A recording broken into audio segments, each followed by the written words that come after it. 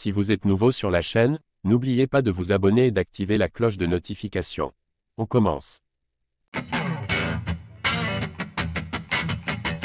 Benoît Saint-Denis le répète et le montre de partout depuis sa défaite contre Dustin Poirier. Il était touché par un staphylocoque et épuisé par le traitement au moment de monter dans la cage. Mais pour Saladin Parnasse, l'excuse ne tient pas vraiment. Sur les derniers mois, le MMA français pourrait se résumer à plusieurs grands rendez-vous manqués. Tout a commencé en décembre 2023, quand Saladin Parnasse a eu l'opportunité de devenir le premier triple champion simultané dans une organisation majeure. La différence de puissance était malheureusement trop importante avec son adversaire, et il s'est finalement incliné à la décision. Plus récemment, c'est Benoît Saint-Denis qui aurait pu se rapprocher de la ceinture des poids légers à l'UFC, mais il a été mis KO par Dustin Poirier suite à une guerre courte, mais particulièrement intense.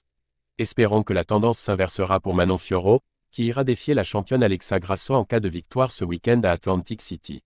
Saladin Parnasse cible les erreurs de Benoît Saint-Denis. Bref, avant cette nouvelle grande échéance pour notre MMA, Saladin Parnasse est revenu sur la défaite de son ami d'entraînement lors de l'UFC 299. Au micro de l'excellent Ilyes Meukt, il a expliqué ce qu'il a vu dans la cage, et visiblement, même sans cette terrible infection, il n'est pas certain que son compatriote se serait imposé. Benoît a eu un staphylocoque avant le combat donc apparemment il était épuisé. Après il a tout donné dans la cage, il a foncé dans le tas, comme il le fait à chaque fois.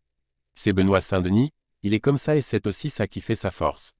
Pour moi il doit gagner le premier round haut la main. Il aurait fallu gérer plus au niveau cardio, et il aurait pu faire d'autres choses.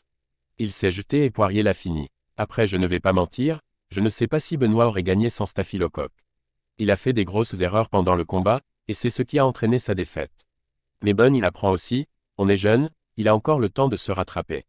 Je lui souhaite plein de bonheur et toute la réussite pour la suite de sa carrière.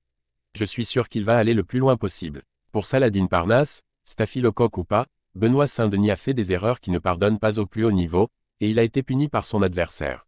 Même à 100% de ses moyens, il aurait été violemment contré en se jetant comme il a pu le faire. Pas de regret à avoir donc, il doit simplement revenir plus fort et plus calme. Benoît Saint-Denis a été cueilli par Dustin Poirier, et d'après Saladin Parnasse, cela n'a pas grand-chose à voir avec le staphylocoque. Le Français aurait fait des erreurs grossières que son adversaire s'est empressé de punir.